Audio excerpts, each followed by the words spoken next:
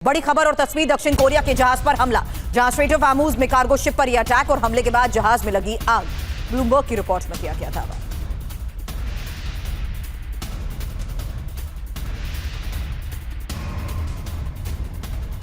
तो straight of Hormuz में cargo ship पर अटैक को लेकर एक और बड़ी खबर है, लेकिन इस बार आपको बता दें अब हमले के बाद जहाज में लगी आग और बड़ी खबर यह कि दक्षिण कोरिया के जहाज पर यह हमला। ईरान के देजुफुल में एयर डिफेंस सिस्टम एक्टिव। बड़ी खबर यह है कि ईरान ने ड्रोन मिसाइल हमलों को अब नाकाम कर दिया है। एयर डिफेंस सिस्टम ईरान ने एक्टिव कर दिए हैं। एयर डिफेंस सिस्टम देजुफुल में एक्टिव किए गए हैं और ईरान ने ड्रोन और मिसाइल हमलों को नाकाम करने का भी दावा किया है। एक और खबर है, ईरान ने ड्रोन हमले का जवाब दिया, जहां आसमान में टोही ड्रोन को ध्वस्त किया गया और एयर डिफेंस सिस्टम से ड्रोन हमला नाकाम।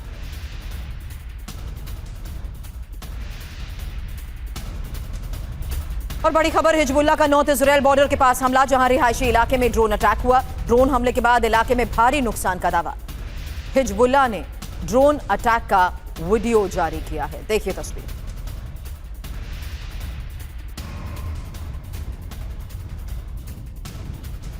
अब ईरान पर अमेरिका रूस के बीच बढ़ता टकराव और ईरानी यूरेनियम पर रूस की यूएस को धमकी। खबर यह है कि यूरेनियम पर यूएस की मांग, एनपीटी का उल्लंघन और रूस के विशेष दूत मिखाइल उलियानोव ने कहा ट्रंप के रुख से परमाणु प्रसार व्यवस्था पर असर। तो ईरान युद्ध पर एटमी टकराव, इसी को लेकर मेरे सहयोगी मनीष झा से करूंगी सवाल। उससे पहले ट्रंप की जिद और रूस की धमकी की एक डिटेल आपके सामने, जहां ट्रंप की जिद है कि ईरान को परमाणु हथियार नहीं बनाने देंगे, जबकि रूस यूएस की डिमांड एनपीटी की भावना के खिलाफ कह रहा है। वहीं रूस का साफ तौर पर यह भी कहना है कि परमाणु प्रसार संधि को कमजोर कर रहा है यूएस, जबकि ट्रंप की जिद है कि संवर्धित यूरेनियम दूसरे देश शिफ्ट करना ही होगा। ट्रंप की जिद और इस बीच एनपीटी का जिक्र जो रूस की तरफ से किया गया है वो है क्या, ये भी जान लीजिए, क्योंकि परमाणु हथियारों की होड़ रोकने के लिए 191 देशों के बीच ये महत्वपूर्ण डील है, जहां रूस ने भी ये साफ तौर पर कहा है कि अब परमाणु अप्रसार संधि को यूएस कमजोर कर रहा है और एनपीटी के तहत सिर्फ 5 देशों को परमाणु हथियार रखने की एनपीटी के तहत इजाजत है। साथ ही आपको बता दें, सभी देशों को शांतिपूर्ण परमाणु ऊर्जा का अधिकार मिला हुआ है और साथ ही ये कि किस तरीके से शांतिपूर्ण परमाणु ऊर्जा के अधिकार के साथ साथ यूएस के ऊपर रूस का ये रुख जिस तरीके से इस वक्त सामने आ रहा है। मनीष, सवाल खड़े होते हैं कि ईरान के इस हालात के बीच में रूस और अमेरिका का बढ़ता टकराव क्या नतीजा सामने रख सकता है? देखिए, पहले तो प्रेसिडेंट ट्रंप ने आते ही एक काम किया कि जो स्टार्ट 2 संधि का रिन्यूअल होना था उसको उन्होंने नहीं किया, जिसके तहत रूस और अमेरिका के बीच ये अंडरस्टैंडिंग थी कि परमाणु हथियारों की एक जो लिमिट थी उसको तय की गई थी। तो वहीं से ये हथियार की रेस शुरू हो गई।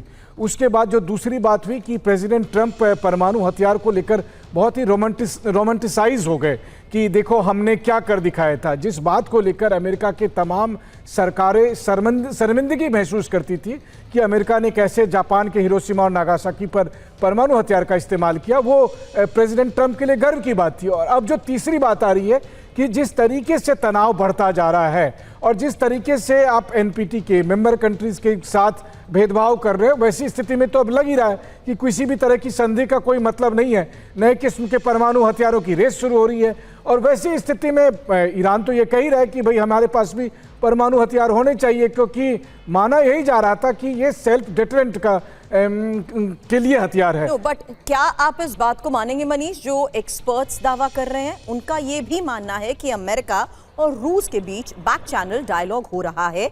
यही वजह है कि कल जब पुतिन का वो बयान सुर्खियां बना था, जहां उन्होंने कहा था कि वो ईरान का परमाणु क्षमता को देखते हुए उसके संवर्धन यूरेनियम को अपने पास रखने के लिए तैयार है, क्या ये मान लिया जाए कि अमेरिका और रूस के बीच इसी परमाणु कार्यक्रम को ईरान को लेकर बातचीत हो रही है? बिल्कुल, देखिए, दरअसल रूस की तरफ से यह ऑफर प्रेसिडेंट ट्रंप को दिया गया था कि ईरान के पास जो 400 किलो संवर्धित यूरेनियम है उसे रूस अपने पास रख लेगा और कल के दिन में जब जरूरत होगी तो फिर उस वक्त फैसला होगा कि उसका क्या करना है। लेकिन अमेरिका इसके लिए तैयार नहीं है, इजराइल तैयार नहीं है। वो क्या चाहते हैं? वो ये चाहते हैं एकदम लीबिया मॉडल, जैसे देखिए लीबिया में क्या हुआ। लीबिया में इसी तरह से नाटो के लोग गए, आईएईए के लोग गए, वहां से लीबिया से सारा सब कुछ उठाकर लेकर चले गए और लीबिया जब बहुत कमजोर हो गया उस समय गद्दाफी मारे गए। तो ईरान नहीं चाहता है कि ईरान अपना संवर्धित यूरेनियम इजराइल या IAEA या अमेरिका को दे दे। वो रूस पर तो ट्रस्ट कर सकता है, लेकिन अमेरिका पर कैसे ट्रस्ट करे? और आप खुद ही सोचिए कि क्या ईरान किसी भी कीमत पर अपने संवर्धित यूरेनियम को लेकर अमेरिका पर ट्रस्ट कर दे कि लीजिए ट्रम्प भैया ये ले लीजिए। Answer is no. और जल्द एक इंफॉर्मेशन भी दे देते हैं, क्योंकि ईरान के परमाणु क्षमता को लेकर जो दावे किए जाते हैं उसके मुताबिक ईरान के परमाणु कार्यक्रम पर ही ये बड़ा दावा किया गया है, जहां ईरान के पास अभी भी 440 किलो संवर्धित यूरेनियम है और ईरान के पास 60% संवर्धित यूरेनियम का दावा, जिससे दावा यही किया जाता है कि ये वो फैक्ट्स हैं जिसके आधार पर कहना गलत नहीं होगा कि ईरान न्यूक्लियर प्रोग्राम के तहत इतना पावरफुल हो चुका है कि वो कभी भी न्यूक्लियर वेपन्स बना सकता है। और इजरायली प्रधानमंत्री नेतन्याहू ने फिलहाल ये बड़ा दावा किया है, जहां एटमी खतरा टला नहीं और ईरान से युद्ध तय। क्यों? क्योंकि इजरायल की टेंशन है। इजरायली प्रधानमंत्री नेतन्याहू ने बड़ा दावा किया है कि ईरान के पास अभी भी 440 किलो संवर्धित यूरेनियम है और ईरान के पास अभी भी 60% संवर्धित यूरेनियम का दावा किया गया। 60% संवर्धित यूरेनियम को 90% पहुंचाने में कुछ ही हफ्ते लगते हैं। जंग का खतरा क्यों? क्योंकि सीजफायर के बावजूद लेबनान में इजरायली ऑपरेशन जारी है और हॉर्मुज में भी सैन्य टकराव और झड़प नहीं रुकी है। एक और बड़ी बात, ईरान परमाणु मुद्दे पर वार्ता करने के लिए तैयार नहीं है। ऐसे में युद्ध विराम के बीच ईरान के साथ युद्ध शुरू हो सकता है, लेकिन क्या अब युद्ध की शुरुआत इजरायल करेगा? मनीष, इसी को लेकर आगे आपसे सवाल करूंगी। उससे पहले बड़ी खबर है, क्योंकि ईरान के खिलाफ इजरायल की वॉर प्लान कैसे रेडी हुआ है। ईरान के खिलाफ आईडीएफ ने नई टारगेट लिस्ट तैयार की है। आईडीएफ के टारगेट पर ईरान की न्यूक्लियर साइट्स हैं और संवर्धित यूरेनियम ईरान से बाहर भेजने पर ही इजरायल अड़ा हुआ है। जल्द एक इंफॉर्मेशन आपके सामने रखते हैं, क्योंकि फिर दहलेगा ईरान। इजरायल का ये वॉर प्लान है क्या? अकेले इजरायल लड़ेगा? ये एक बड़ा सवाल इसलिए क्योंकि बिना अमेरिकी मदद के लड़ने की तैयारी को लेकर दावा किया जा रहा है। और जंग कैसे तेज होगी? क्योंकि ईरान पर अमेरिका इजरायल का रुख और आक्रामक हो रहा है। वहीं एटम मंजूर नहीं, क्योंकि संवर्धित यूरेनियम ईरान से बाहर जाए तभी किसी तरीके की कोई बातचीत या समझौता मुमकिन है। जबकि इजरायल की तैयारी को लेकर दावा यह कि आईडीएफ की नई टारगेट लिस्ट तैयार हो चुकी है और टारगेट पर ईरान की न्यूक्लियर साइट्स भी हैं। हालांकि परमाणु ठिकानों को नष्ट करना मकसद है। अब मनीष, क्योंकि यहां पर इजरायल की तैयारी की बात हो रही है, तो जल्द एक बड़ी खबर यूएस की तैयारी के बारे में भी दे देते हैं। ईरान के खिलाफ यूएस की ये जंगी तैयारी, जहां यूएस ने अब जिब्राल्टर स्ट्रेट में सबमरीन उतारी है और मध्य पूर्व में तैनात हो सकती है पनडुब्बी। ओहायो क्लास सबमरीन जिब्राल्टर में दिखी है। फिलहाल ये एक और स्ट्रैटेजिक मूव है क्या? सवाल करें उससे पहले ट्रंप के ऑपरेशन जिब्राल्टर की एक इंफॉर्मेशन, क्योंकि सवाल पहले क्या ईरान जंग में विध्वंसक सबमरीन उतारने वाले हैं डोनाल्ड ट्रंप? क्या परमाणु पनडुब्बी से ईरान पर दबाव की ये रणनीति है? आज सवाल आपके सामने पहले इसलिए लिखे क्योंकि दावा जो किया गया है, जिब्राल्टर स्ट्रेट में अमेरिकी ओहायो क्लास पनडुब्बी नजर आई है और यूएसएस अलास्का पनडुब्बी के पास ब्रिटिश मरीन्स भी देखे गए हैं। अब परमाणु मिसाइल से लैस बताई जा रही है यूएस सबमरीन। जरूरी बात यह कि यूएसएस अलास्का पनडुब्बी में टोमाहॉक मिसाइल भी तैनात है। Over to you Manish. Manish, क्या ये अमेरिका के स्ट्रैटेजिकल मूव, अमेरिका की सैन्य तैयारी, ऑपरेशंस को लेकर होने वाली डिप्लॉयमेंट्स, ये तो हम समझते आए हैं, लेकिन इजरायल क्या अमेरिका को यह कन्विंस करना चाहता है कि वो अकेले अपने स्तर पर अब ऑपरेशन की शुरुआत कर ले? देखिए, ईरान के साथ जंग हो और इजराइल की एंट्री ना हो, ऐसा तो हो ही नहीं सकता है। बस हुआ ये था कि जब 7-8 अप्रैल को सीज फायर हुआ और उस वक्त ये कहा गया कि प्रधानमंत्री नेतन्याहू के ना चाहने के बावजूद ट्रंप ने युद्ध बंद करने का फैसला किया है, तब से लेकर अमेरिका और ईरान के बीच नेगोशिएशन चल रहे थे। पहले राउंड, दूसरे राउंड तो खैर मीटिंग ही नहीं हुई और उसके बाद से आप मैसेज का आदान प्रदान देख रहे हैं। कल आखिर क्या हुआ? कल प्रेसिडेंट ट्रंप ने जब प्रधानमंत्री नेतन्याहू को फोन किया तो नेतन्याहू ने यही कहा कि मैं तो आपको पहले ही दिन से कह रहा हूं कि बातचीत से कुछ हासिल नहीं होगा, जंग ही एकमात्र उपाय है, क्योंकि आप ईरान के साथ नेगोशिएशन में जीत ही नहीं सकते हैं। और ईरान नेगोशिएशन को दिन महीने छोड़ दीजिए, कई दशकों तक लगा सकता है।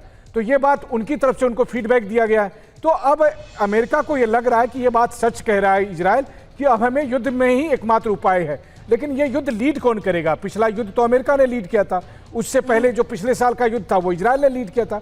मुझे ऐसा लगता है कि इस बार खेल कुछ और चल रहा है। जो राउंड 2 चलेगा, राउंड 2 में आप देख सकते हैं कि हो सकता है यूएई को ये लोग आगे बढ़ाएं। याद करिए, पिछले हफ्ते में 2-2 बार ईरान की तरफ से यूएई पर बार-बार अटैक किए गए। तो हो सकता है अब की बार यूएई को आगे करके और बाएं दाएं भूमिका में इजराइल और अमेरिका आपको इस बात को रूल आउट नहीं कर सकते कि ये यूएई हो या मिडिल ईस्ट के बाकी देश, ये तो ईरान के सॉफ्ट टारगेट बने हुए हैं मनीष। हालांकि इस बीच ईरान की नाकेबंदी और सख्त कैसे हो रही है, इसको लेकर एक बड़ी खबर है, जहां 20 युद्धपोतों से अमेरिकी एक्शन और अब तक ईरान के 61 जहाजों पर कार्रवाई। प्रोजेक्ट फ्रीडम और तेज करेगा यूएस। अमेरिकी सेंट्रल कमांड का नया वॉर प्लान तैयार।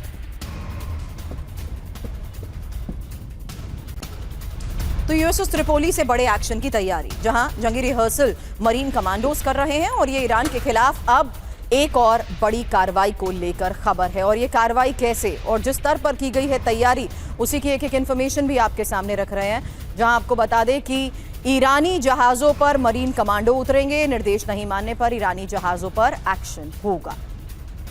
तो समुद्री ब्लॉकेड चक्रव्यूह में ईरान, क्योंकि यूएस का नया वॉर प्लान है क्या? स्ट्रेट ऑफ हार्मूज में मरीन कमांडो से ऑपरेशन, वहीं यूएसएस त्रिपोली से कमांडो एक्शन और साथ ही अब पावरफुल स्ट्राइक्स की भी तैयारी की जा रही है। हालांकि 20 युद्धपोतों से ईरान की नाकेबंदी को लेकर खबर है और अब प्रोजेक्ट फ्रीडम के अगले चरण को लेकर भी दावा किया जा रहा है। हालांकि लंबे समय तक ब्लॉकेड अमेरिका करेगा, यूएस को कुछ नेटो देशों का सपोर्ट भी है। बड़ी बात यह है कि अब तक ईरान के 61 जहाजों को खदेड़ा गया है।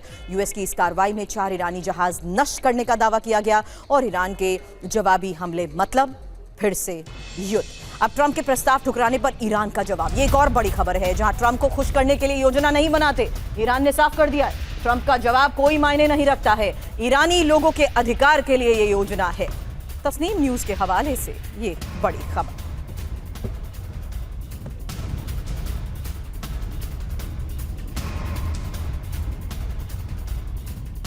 तो ईरान झुकेगा नहीं और युद्ध 2.0 होने ही वाला है, क्योंकि बड़ी खबर यह है कि ट्रंप ने ईरान के प्रस्ताव को खारिज किया है और ईरान का इसी को लेकर जवाब है कि ट्रंप को खुश करने के लिए योजना नहीं बनाई जाती, बल्कि ईरानी लोगों के हिसाब से योजनाएं बनती हैं। हालांकि प्रस्ताव से ट्रंप का नाराज होना हमारे लिए बेहतर है, ये बात ईरान ने जवाब में कही है। जहां ट्रंप को हकीकत पसंद नहीं, इसलिए वो हारते हैं, यही तस्नीम न्यूज की तरफ से दावा किया गया। अब इसका मतलब यह है कि अमेरिका ईरान के बीच डील की संभावना खत्म हो चुकी है और मध्य पूर्व में एक बार फिर युद्ध की आशंका तेज हो चुकी है। हालांकि मनीष, सवाल ये कि ईरान ने यूएस के 14 सूत्रीय प्रस्ताव का जिस तरीके से जवाब दिया है, ये टोन और टोनालिटी, जाहिर सी बात है, क्या ये डोनाल्ड ट्रंप के ऊपर नेले पर दहला फेंकने की कोशिश है या उन्हीं के स्टाइल को अपनाते हुए धमकी भरे लहजे से बात करने का वो तरीका जिससे साफ है कि कोई भी अपनी शर्तों के लिहाज से ही बातचीत करने के लिए राजी। देखिए, अमेरिका और ईरान के प्रस्तावों को अगर आप गौर से देखें तो कुल मिलाकर दोनों पक्ष उन्हीं बातों पर अड़े हुए हैं जो वो जंग से पहले कह रहे थे। अमेरिका कह रहा है कि भाई परमाणु कार्यक्रम खत्म करिए, हॉर्मुज स्ट्रेट को खाली करिए और मिसाइल कार्यक्रम को खत्म करिए। वहीं ईरान का कहना है कि आप जो है सो मिडिल ईस्ट से अपने बेसिस को हटाइए, आपको हॉर्मुज स्ट्रेट खाली करके आप चले जाइए और तब हम परमाणु पर बात करेंगे। तो जाहिर है कि दोनों पक्ष अपनी अपनी जिद पर अड़े हुए हैं, अलग अलग तरह से घुमा फिरा कर उसको कह रहे हैं और कहीं भी कोई कॉमन ग्राउंड मुझे नहीं दिख रहा है कि दोनों पक्षों के बीच में कहीं कोई कॉमन ग्राउंड है। बस यही ठीक है, बीच में पाकिस्तान अपना एंटरटेनमेंट कर रहा है, लेकिन बात सीधी सी है कि अगर दोनों पक्षों के बीच में कहीं किसी भी बिंदु पर समझौता नहीं होगा तो नतीजा इसका निकलेगा क्या? नतीजा जब नहीं निकलेगा तो इजराइल तैयार बैठा ही है, जिसके लिए आपने देखा कि प्रेसिडेंट ट्रंप और प्राइम मिनिस्टर नेतन्याहू ने बातचीत की है। हाँ, एक बात जरूर है कि आजकल ईरान क्या कर रहा है कि जैसे ही उसे मौका मिलता है, जब मौका मिलता है वो यूएई पर अटैक कर देता है, ड्रोन से, मिसाइल से, और ये स्थिति गंभीर हो रही है। एक हफ्ते के अंदर 2 बार ऐसा हो चुका है। अब तीसरी बार अगर अटैक होगा तो यूएई किस तरह से रिस्पॉन्ड करेगा, ये युद्ध कब शुरू होगा उसी से तय होगा। बिल्कुल, लेकिन इस बीच एक और बड़ी खबर है मनीष, और ये मुश्तबा खमनई की आईआरजीसी के साथ हुई सीक्रेट मीटिंग को लेकर दावा किया जा रहा है, जहां मुश्तबा से आईआरजीसी कमांडर अली अब्दुल्लाही की मुलाकात हुई है और हाई लेवल मीटिंग में मुश्तबा ने सैन्य अभियान को लेकर निर्देश भी दिए हैं। हालांकि घायल होने के बाद मुश्तबा फिर से एक्टिव हो चुके हैं, सक्रिय, और ईरान की सरकारी मीडिया के हवाले से इसी को लेकर बड़ा दावा किया गया। हालांकि मुश्तबा का ये सीक्रेट प्लान है क्या? खबर ये कि सुप्रीम लीडर की हाई लेवल सीक्रेट मीटिंग हुई है और आईआरजीसी ने जंग की तैयारियों के बारे में ब्रीफ किया है। हालांकि अगले चरण के हमले की ही ईरान की ये तैयारी, जहां यूएस के खिलाफ मुश्तबा ने निर्देश भी दिए हैं और नए निर्देश दिए हैं, जहां सैन्य अभियान के लिए नए एक्शन प्लान को लेकर ये मीटिंग महत्वपूर्ण थी। हालांकि बड़ी बात यह है कि खमनई की मौत के बाद मुश्तबा की ये पहली बड़ी बैठक बताई जा रही है और घायल होने के बाद सार्वजनिक नहीं हुए हैं मुश्तबा। मनीष, अब लगातार रिपोर्ट्स में इसको लेकर दावे किए जा रहे हैं और ये पिछले कई दिनों में देखा जा रहा है कि मुश्तबा को लेकर जब सवाल उठाए जा रहे थे, उनकी प्रेजेंस ना होने को लेकर जब अमेरिका की तरफ से सवाल उठाए जा रहे थे, ये सवाल उठाए गए कि वहां पर डिसीजन लेने वाला कोई नहीं है। उसके बाद हाल ही में नए फेज ऑफ ऑपरेशन से पहले मुश्तबा के एक्टिव होने को लेकर रिपोर्ट्स में बड़े दावे हो रहे हैं और ये तो अब पहली बार है जब उनकी बाकायदा एक मीटिंग और मुलाकात को लेकर भी दावा किया गया। देखिए, 28 फरवरी को अटैक हुआ था जब ईरान के तत्कालीन सुप्रीम लीडर अयतुल्लाह अली खमनई मारे गए थे और उसमें मुश्तबा बहुत गंभीर रूप से घायल हो गए थे। तकरीबन 2.5 महीने हो गए। इस बीच में उनकी कई सर्जरी हुई। Exactly. बहुत कुछ बताया गया कि उनके पैर में, हाथ में, चेहरे पे क्या जख्म आए थे। हालांकि उसकी डिटेल अब तक सार्वजनिक नहीं हुई है, लेकिन मुझे लगता है कि 2.5 महीना एक ऐसा पीरियड है जिसमें हेल्थ वाइज अगर देखें तो काफ़ी रिकवरी हुई होगी। लेकिन आज भी अगर आप कहें कि मुश्तबा क्या इस स्थिति में है कि वो 2 घंटे तक, 2.5 घंटे तक ईरान के प्रेसिडेंट पेजेश्कियान साहब के साथ बैठ के मीटिंग कर रहे होंगे या IRGC के साथ मीटिंग कर रहे हैं, तो इसका कोई ठोस प्रूफ अभी तक नहीं आया है। कोई तस्वीर नहीं आई है हमले के बाद उनकी क्या स्थिति है, या कोई वीडियो नहीं आया है क्या वो चलने फिरने में है। लेकिन हाँ, ईरान की तरफ से बार बार इस तरह की खबरें इसलिए दी जाती है ताकि कहा जाए कि सारा फैसला सुप्रीम लीडर कर रहे हैं और सुप्रीम लीडर के नाम पर IRGC उसको इंप्लीमेंट कर रही है ताकि ईरान के लोगों को सरकार के साथ और IRGC के पीछे खड़ा दिखाया जा सके। शुक्रिया मनीष, इन तमाम जानकारियों को आपने शेयर किया। बहरहाल अब आगे बढ़ेंगे और तो बड़ी खबर यह है कि ईरान जंग को 2 महीने से ज्यादा हो चुका है और रूस यूक्रेन युद्ध 5वें साल में प्रवेश करने वाला है। 2 फ्रंट पर चल रही वॉर से दुनिया पर आर्थिक संकट का खतरा है। अब स्ट्रेट ऑफ हार्मूज बंद होने से दुनिया की ऑयल सप्लाई ठप हो चुकी है। क्रूड ऑयल के दाम आसमान पर है और जंग की आंच भारत तक भी पहुंच सकती है। भारत पर युद्ध का असर ना हो, इसके लिए प्रधानमंत्री नरेंद्र मोदी ने देशवासियों से की है अपील। सबसे पहले आपको बताते हैं 2 फ्रंट पर चल रही जंग के बीच प्रधानमंत्री नरेंद्र मोदी ने देश को क्या संदेश दिया और उसके मायने क्या हैं। यहां आपको बता दें 2 फ्रंट पर जंग और मोदी का मंत्र, क्योंकि यूक्रेन युद्ध और ईरान जंग के इस हालात के बीच में ही देखिए किस तरीके से इस ग्लोबल संकट को देखते हुए ये अपील की गई है, जहां 6 संदेश हैं। सोना 4 साल और 2 महीने से जिस तरीके से रूस यूक्रेन युद्ध जारी है, 72 दिन से ग्लोबल मंदी का जो रुख नजर आ रहा है, उसी को देखते हुए 1 साल तक सोना ना खरीदने की ये अपील की गई है। पेट्रोल डीजल कम इस्तेमाल करने की बात कही गई है और विदेश यात्रा पर जाने से बचने की भी अपील की गई है। खाने के तेल में कमी लाएं, ये भी कहा गया, और स्वदेशी इस्तेमाल करें। साथ ही वर्क फ्रॉम होम दोबारा शुरू करें। हालांकि मकसद समझिए, जहां अर्थव्यवस्था को मजबूत बनाए रखने के तहत ही ये अपील की जा रही है और 2 फ्रंट पर चल रही जंग के असर कम करना ही एक कोशिश है, जबकि युद्धकाल में लंबे समय की एक बड़ी तैयारी मानी जा रही है और देश को आत्मनिर्भर बनाने की ये कोशिश है। एक बार फिर से बता दें, 2 फ्रंट पर चल रही जंग के बीच ही प्रधानमंत्री नरेंद्र मोदी की ये जो अपील सामने आई है, उसमें देखिए जिस तरीके से यूक्रेन युद्ध 4 साल से ज्यादा का वक्त हो चुका है, 5वें साल में ये प्रवेश कर रहा है, जबकि ईरान जंग जो कि 72 दिन से जारी है, उसी में ग्लोबल मंदी की आशंका के बीच प्रधानमंत्री नरेंद्र मोदी के ये 6 संदेश, जिसमें ये बड़ी बातें कही गई। लेकिन अब आपको सुनवाते हैं प्रधानमंत्री नरेंद्र मोदी ने क्या कहा, देश को क्या संदेश दिया। आज जो संकट है उसमें हमें विदेशी मुद्रा बचाने पर भी बहुत जोर देना होगा, क्योंकि दुनिया में पेट्रोल डीजल इतना ज्यादा महंगा हो गया है, पहले से कई गुना ज्यादा कीमतें बढ़ गई है। तो हम सबका दायित्व है कि पेट्रोल डीजल की खरीद पर जो विदेशी मुद्रा खर्च होती है, पेट्रोल डीजल बचाकर हमें वो मुद्रा भी बचानी है। इसके लिए हमारे छोटे छोटे प्रयास भी देश की बहुत मदद कर सकते हैं। गोल्ड यानी सोने की खरीद एक और पहलू है जिसमें विदेशी मुद्रा बहुत अधिक खर्च होती है। एक जमाना था जब संकट आता था, कोई युद्ध होता था, तो लोग देश हित में सोना दान दे देते थे। आज दान की जरूरत नहीं है, लेकिन देश हित में हमको ये तय करना पड़ेगा कि साल भर तक घर में कोई भी फंक्शन हो, कोई भी कार्यक्रम हो, हम सोने के गहने नहीं खरीदेंगे, सोना नहीं खरीदेंगे। हमने कोरोना के समय में वर्क फ्रॉम होम की, ऑनलाइन मीटिंग्स की, वीडियो कॉन्फ्रेंस की, ऐसी अनेक व्यवस्थाएं विकसित की और हमें आदत भी हो गई थी। आज समय की मांग ऐसी है कि उन व्यवस्थाओं को हम फिर से शुरू करें तो वो देश हित में होगा।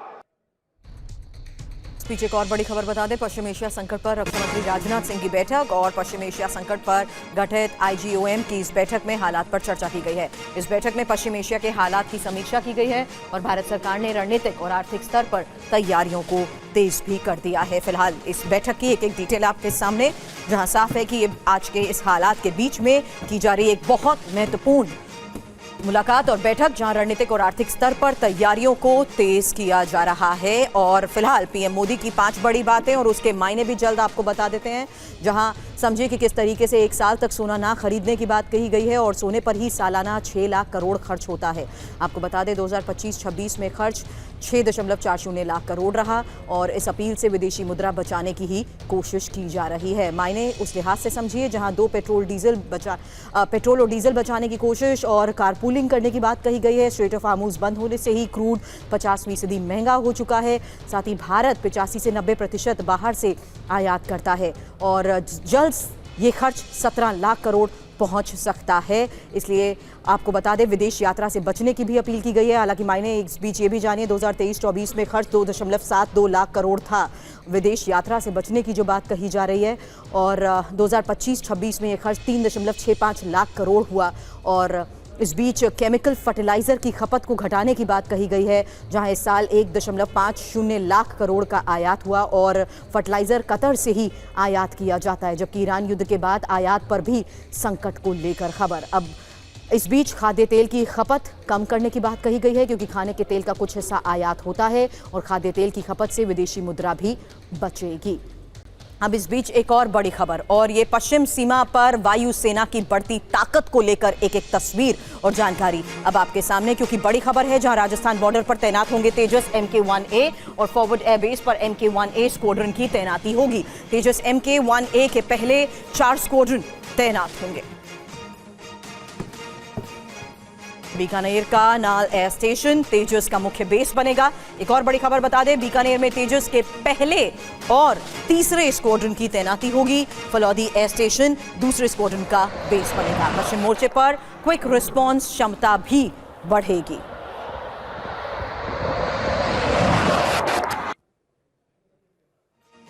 तो वायुसेना की इस बढ़ती ताकत और तेजस की तैनाती को लेकर ही ये बड़ी खबर है, जहां जल्द एक इन्फॉर्मेशन आपके सामने। और बता दें कि अब बीकानेर का नाल एयर स्टेशन तेजस का मुख्य बेस बनेगा। बीकानेर में तेजस के पहले और तीसरे स्क्वाड्रन की तैनाती को लेकर ही खबर है। फलौदी एयर स्टेशन दूसरे स्क्वाड्रन का बेस, वहीं पश्चिम मोर्चे पर क्विक रिस्पांस क्षमता भी बढ़ेगी।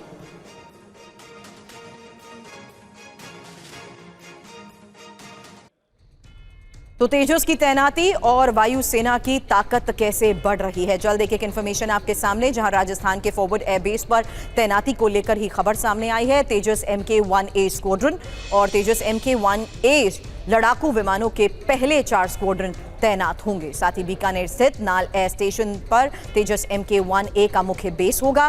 बीकानेर में ही तेजस MK-1A के पहले और तीसरे स्क्वाड्रन की तैनाती होगी। साथ ही फलौदी एयर स्टेशन दूसरे तेजस MK-1A स्क्वाड्रन का बेस होगा। इसके साथ ही MiG-21 बाइसन स्क्वाड्रन की जगह लेंगे तेजस MK-1A। आपको बता दें इस तैनाती से होगा क्या, जहां पश्चिमी मोर्चे पर तेजी से जवाब देने की क्षमता बढ़ेगी।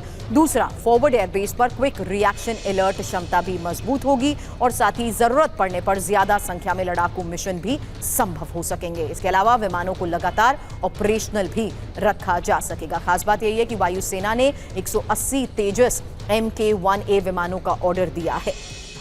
कुछ दिन पहले ही एरो इंडिया के दौरान भारत के स्वदेशी लड़ाकू विमान तेजस MK-1A की ताकत को पूरी दुनिया ने देखा। दिखाते हैं आपको पश्चिम बॉर्डर पर तेजस की तैनाती से क्यों खौफ में है दुश्मन। तेजस प्रोग्राम का सबसे एडवांस एयरक्राफ्ट ठीक इस वक्त आप हमारे सामने देख सकते हैं। ये तेजस मार्क 1A एयरक्राफ्ट है। ये काफी एडवांस फाइटर जेटों में से एक है, जो आने वाले समय में भारतीय वायुसेना में शामिल होने के लिए तैयार है। हर के लड़ाकू विमान यानी कि LCA तेजस MK मार्क 1A, जिसे अल्फा भी कहा जाता है, एक एडवांस और अत्याधुनिक सक्षम विमान है। ये मोस्ट एडवांस एयरक्राफ्ट है हमारी भारतीय वायुसेना के बेड़े में। इसे जल्द शामिल किया जाएगा और आने वाले महीनों में ये भारतीय वायुसेना का हिस्सा बनेगा। इसमें नए सेंसर सिस्टम और मिशन और डिजिटल फ्लाइट कंट्रोल सिस्टम और बेहतर हथियार नेटवर्किंग क्षमता और एक्स्ट्रा BVR जैसे अत्याधुनिक फीचर्स इसमें जोड़े गए हैं। इसके अलावा ये एक प्रिसिशन गाइडेड हथियारों से भी लैस है। और यहाँ पर हम आपको दिखा रहे हैं हमारे तेजस मार्क 1A एयरक्राफ्ट को, जिसका की विंग स्पैन करीब 8.2 मीटर है और लेंथ 13.2 मीटर है और हाइट 4.40 मीटर है। और अगर हम इसके इंजन की बात करें तो इसमें अमेरिका का जो इंजन F404GE है वो इसके अंदर लगाया गया है और इसकी थ्रस्ट जो है 83 केन है और मैच नंबर 1.6 है। और अगर हम इसकी सर्विस सेलिंग की अगर हम बात करें तो 15 किलोमीटर है।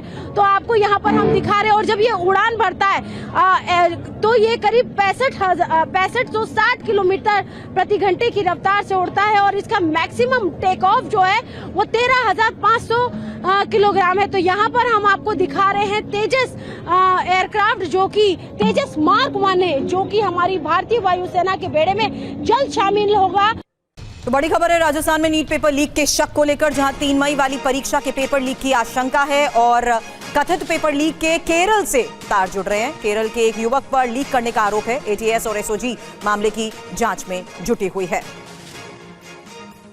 तो फिलहाल राजस्थान में नीट पेपर लीक को लेकर ही ये बड़ी खबर सामने आ रही है, जहां केरल से इसके तार जुड़ रहे हैं। कथित पेपर लीक के तार किस तरीके से केरल से जुड़ रहे हैं, इसको लेकर फिलहाल ATS और SOG मामले की जांच में जुटी हुई है। वहीं केरल के एक युवक पर लीक करने का आरोप। तो बड़ा सवाल है राजस्थान में नीट पेपर लीक, क्योंकि केरल में रह रहे चुरू के लड़के ने क्वेश्चन बैंक सीकर भेजा और लड़के ने सीकर में एक PG संचालक को क्वेश्चन बैंक भेजा। हालांकि PG संचालक ने अपने यहां रह रहे छात्रों को क्वेश्चन बैंक दिया और कुछ छात्रों से बाकी छात्रों में क्वेश्चन बैंक तेजी से वायरल हुआ। 1 मई यानी परीक्षा से 2 दिन पहले क्वेश्चन बैंक पहुंच चुका था और अभियुक्त युवक केरल में फिलहाल MBBS कर रहा था। सभी संदिग्धों की सोशल मीडिया चैट और कॉल लॉग्स की भी जांच की जा रही है। मास्टरमाइंड तक पहुंचने के लिए कड़ी से कड़ी को जोड़ा जा रहा है और कुल कितने छात्रों को क्वेश्चन बैंक मिला, इसका आकलन जारी है। बड़ी बात यह कि DGP के हस्तक्षेप के बाद ATS और SOG ने जांच की शुरुआत भी कर दी है। हालांकि कथित नीट पेपर लीक पर जिस तरीके से पर्दाफाश हुआ है, बड़ी खबर बता दें, व्हाट्सएप पर सर्कुलेट गैस पेपर हुआ और गैस पेपर किसने शेयर किया, इसकी जांच हो रही है। हालांकि गैस पेपर से करीब 120 प्रश्न पेपर में आए भी। तो राजस्थान में नीट परीक्षा पर सवाल इसलिए क्योंकि बड़ा पर्दाफाश हुआ है कि 150 पन्नों की PDF व्हाट्सएप पर वायरल हुई है और गैस पेपर के PDF के कुल 410 सवाल थे। इनमें से 120 सवाल नीट परीक्षा में आए भी। मैच हुए सवाल केमिस्ट्री विषय से जुड़े थे। सैकड़ों व्हाट्सएप ग्रुप्स में ये सर्कुलेट हुए थे। देहरादून लिंक भी इसको लेकर सामने आया है, जिस आधार पर आगे भी मामले की जांच जारी है। हालांकि खबर है कि कुछ लोगों को डिटेन किया गया है, लेकिन अभी तक कोई भी गिरफ्तारी नहीं हुई है। SOG की तरफ से कहा जा रहा है कि पेपर लीक कहना उचित नहीं होगा। गैस पेपर का ओरिजिन ट्रेस करना भी बहुत मुश्किल है। एक गैस पेपर है, गैस पेपर में करीब 410 क्वेश्चंस हैं। उन 410 क्वेश्चंस में से तकरीबन 120 क्वेश्चन केमिस्ट्री में आए हुए बताए जाते हैं। वो गैस पेपर इन लोगों के बीच में, इन बच्चों के बीच में आज से नहीं, वो काफी एग्जाम के करीब 15 दिन पहले, महीना भर पहले तक उनके पास में ये आ रखा था। जैसे किसी ई-मित्रा पे किसी ने फोटोकॉपी कराई तो ई-मित्रा वाले ने आगे उसको फोटोकॉपी को आगे देना शुरू किया। बच्चे जो एग्जाम्स दे रहे थे उनके पास में उनके व्हाट्सएप पे, उनके उसके मोबाइल के ऊपर इसका ट्रेवल होना पाया गया है। तो उनके बेसिस के ऊपर हम लोग कड़ी से कड़ी बढ़ाते हुए, इट्स ए लेबोरियस और पेनफुल प्रोसेस, तो हम सभी लोग उस अधिकारी उसमें इन्वॉल्व थे। We are the investigating agency and we are investigating on the basis of this case paper. तो इन्वेस्टिगेशन में यही साफ हुआ कि 3 मई को जो परीक्षा हुई, क्या उसके पेपर पहले ही लीक हो गए थे? क्योंकि अब नीट पेपर लीक की एक टाइमलाइन और इन्फॉर्मेशन आपके सामने, जहां देखिए साल 2021 जयपुर राजस्थान और इसके अलावा मामला 2024 में हजारीबाग पटना से भी सामने आया था, जबकि राजस्थान के 2024 में सवाई माधोपुर से भी लीक को लेकर मामला सामने आ चुका है। तो ये जो पूरी टाइमलाइन इस वक्त हमने आपके सामने रखी है, इसी पर और इन्फॉर्मेशन के साथ हमारे सहयोगी ध्वज आर्य इस वक्त हमें ज्वाइन कर चुके हैं, क्योंकि ध्वज ये एक बहुत बड़ा चैलेंज है ये जानना कि आखिर किस किस राज्य से इसके तार जुड़े हुए हैं। शुरुआती जांच के बाद अभी क्या इंफॉर्मेशन शेयर कर पा रही है पुलिस? बिल्कुल, देखिए सुरभि, सबसे बड़ी बात यह है कि इसके जो तार हैं वो केरल से जुड़े हुए बताए जा रहे हैं। केरल से जो एक स्टूडेंट था जो कि MBBS कर रहा था, उसने यहाँ पर सीकर में भेजे। ये SOG किससे के जो है सूत्रों से मिली जानकारी के अनुसार ये जानकारी सामने आई कि जो केरल का जो स्टूडेंट था उसने जो है सीकर में पहले ये पूरा क्वेश्चन पेपर भेजा गैस पेपर के नाम से, और सीकर के तमाम जो व्हाट्सएप ग्रुप थे वहाँ पर ये गैस पेपर जो है वायरल हुआ है। SOG के ADG विशाल बंसल इस बात को मान रहे हैं और उनका ये भी कहना है कि ये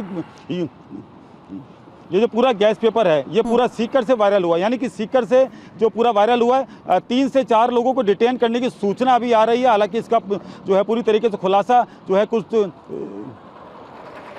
जो 1-2 दिन में किया जाएगा। और सीकर की ये आप मेरे पीछे जो देख सकते हैं ये बिल्कुल, और मास्टरमाइंड तक पहुंचने के लिए ही हर एंगल से जिस तरीके से पूरे मामले की SOG जांच कर रही है, संदिग्धों की कॉल डिटेल्स हो या चैट, सब कुछ खंगालने की इस वक्त कोशिश की जा रही है, क्योंकि मकसद है कि आखिर इस पूरे नेक्सस में किसकी क्या भूमिका है और कहां-कहां किन-किन राज्यों तक इसके तार जुड़े हुए हैं।